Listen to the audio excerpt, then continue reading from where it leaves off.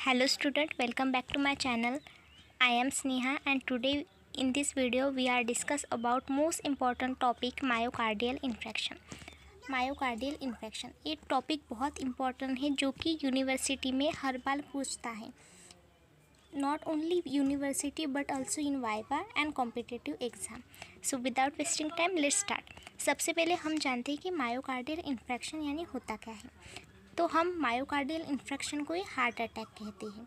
तो सबसे पहले हम डायग्राम के थ्रू इसे समझ लेते हैं कि ये कैसा ऑकर होता है हमारे बॉडी में. देन हम उसको अच्छे से डिटेल में जानेंगे. सो देखिए यहाँ पर क्या है, एक हार्ट है. आप देख सकते हैं एक हार्ट है और हार्ट में यहाँ पर दिखाया गया है कि एक आर्टरी है और आर्टरी क्या हुई है, ब्लॉक हुई है. तो हमें पता है कि हार्ट में कौन सी आर्टरी होती है, कोरोनरी आर्टरी. तो इस कोरोनरी आर्टरी में ये जो येलो कलर का दिख रहा है हमें, ये क्या हुआ है, एक प्लेक है, प्लेक फॉर्म हुआ है. और इसी प्लेक फॉर्म होने के कारण जो आर्टरी है वो ब्लॉक हुई है. ब्लॉक होने के कारण आर्टरी ब्लॉक हुई, उसकी वजह से क्या होता है, जो ऑक्सीजन होता है वो हार्ट को प्रॉपरली नहीं मिलता और उसी की वजह से मसल डैमेज होता है. और इसी कंडीशन को हम हार्ट अटैक कहते हैं और मायोकार्डियल इन्फेक्शन कहते हैं. तो आई होप आपको अच्छे से समझा होगा. अब हम देखते हैं इसका इंट्रोडक्शन.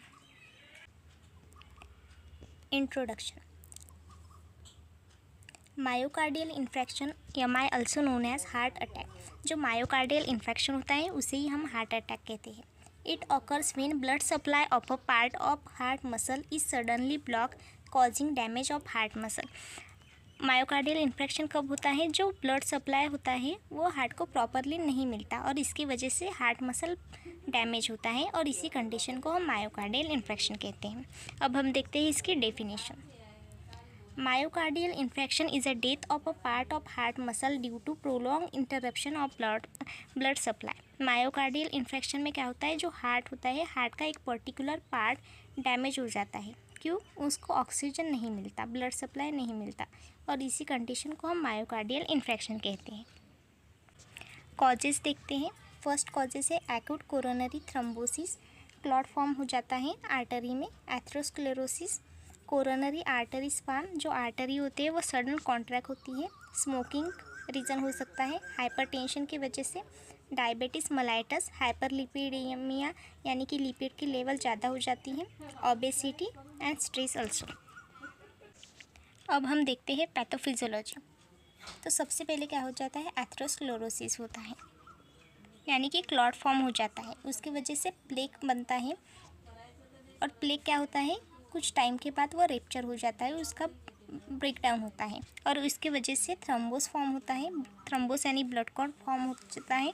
ब्लड क्लॉट हो गया तो कोरोनरी आर्टरी ब्लॉकेज हुआ और ब्लॉकेज होने के कारण जो ऑक्सीजन है, ब्लड सप्लाई है, वो प्रॉपरली नहीं मिलता और इसी कंडीशन को हम मायोकार्डियल इस्केमिया कहते हैं. तो इस्केमिया यानी कि क्या, जो ऑक्सीजन एंड ब्लड सप्लाई है वो हार्ट को नहीं मिलता और इसी कंडीशन को हम इस्केमिया कहते हैं. इसकी वजह से जो हार्ट सेल हुए वो डेथ हो जाती है, इसको नेक्रोसिस कहते हैं. सेल डेथ होने के कारण कार्डियक आउटपुट डिक्रीज हो जाता है और इसी कंडीशन को हम हार्ट फेल्योर एरिथमियास कहते हैं. अब हम देखते हैं sign and symptoms of heart attack. तो मिनोमिक्स है ये पल्स, इसकी वजह से आपको ध्यान में रहेगा. तो पी यानी परसिस्टेंट चेस्ट पेन है, पेशेंट को बहुत ही चेस्ट पेन होता है सीवियर. अपसेट स्टमक, यू से अपसेट स्टमक यानी कि उसमें नोजिया वोमिटिंग हो सकती है, आप ध्यान रखिए. यल से हम देख सकते हैं कि लाइट हेडेक होगा उसे, शॉर्टनेस ऑफ ब्रीथ होगा एंड एक्सेसिव स्वेटिंग होगा. तो ये 5 भी अगर आपने लिखे एग्ज़ाम में तो भी इनफ है.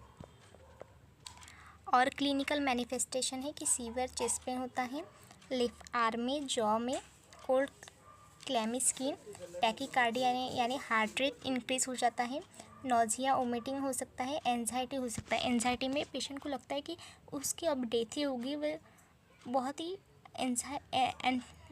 एंजाइटी में चला जाता है. डिस्पनिया यानी डिस्पनिया हो जाता है उसे. फीवर होता है. ओलिगोरिया यानी यूरिन आउटपुट डिक्रीज होता है. अब हम देखते हैं characteristic of myocardial infection. Pain is more severe than angina. Angina pectoris में जितना पेन होता है उससे कहीं ज़्यादा पेन हमें मायोकार्डियल इन्फेक्शन में देखने को मिलता है.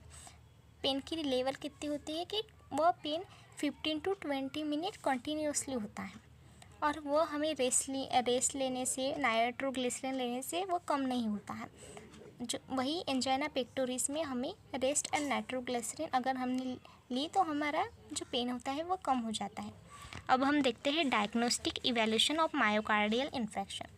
फर्स्ट है हिस्ट्री कलेक्शन। हम पेशेंट से हिस्ट्री ले सकते हैं कि उसे कहाँ पेन हो रहा है। देन फिजिकल एग्जामिनेशन देख सकते हैं हम उसे कि उसके साइन एंड सिम्टम्स क्या है। ईसीजी कर सकते हैं, इकोकार्डियोग्राफी कर सकते हैं, कोरोनरी एंजियोग्राफी कर सकते हैं एंड चेस्ट एक्सरे कर सकते हैं। अब हम देखते हैं मेडिकल मैनेजमेंट। तो सबसे पहले हमें देखना है ऑक्सीजन थेरेपी, क्योंकि उसे ब्रीथिंग में भी डिफ़िकल्टी हो सकती है, इसलिए morphine for relief pen. Morphine देने से उसका पेन लेवल कम हो जाएगा, वो ज़्यादा एंजाइटी में है तो वह एंजाइटी भी कम हो जाएंगे। देन नाइट्रोग्लिसरीन दे सकते हैं हम, एस्पिरिन दे सकते हैं, एंटीकोएगुलेंट दे सकते हैं क्योंकि बहुत क्लोट फॉर्म हुआ है इसलिए थ्रोम्बोलाइटिक थेरेपी दे सकते हैं, beta blockers and calcium channel blocker. Surgical management में हम coronary artery bypass grafting bypass कर सकते हैं, उसकी वजह से जो फ्लो होगा वो अच्छे से होगा। देन है डाइटरी मैनेजमेंट। तो हमें फूड कैसा लेना है वह देखेंगे हम। Low fat diet, low salt diet, high fibre diet and avoid caffeine. Caffeine food यानी कि हमें कॉफ़ी टी ज़्यादा देना नहीं है। देन है स्टॉप स्मोकिंग एंड अल्कोहल। हमें पेशेंट को कहना है कि उनको स्मोकिंग नहीं करना है, अल्कोहल नहीं लेना है। अब हम देखते हैं nursing management. Nursing management first है assess pain side duration severity. हमें असेस करना है कि पेशेंट को कहाँ पेन हो रहा है, उसकी साइड ड्यूरेशन सीवियरिटी कितनी है वह सब। Monitor vitals and ECG. हमें पेशेंट के वाइटल साइंस देखने हैं, ईसीजी उसके मॉनिटर करनी है। डॉक्टर ने कहा तो हमें उसे ऑक्सीजन्स देने हैं।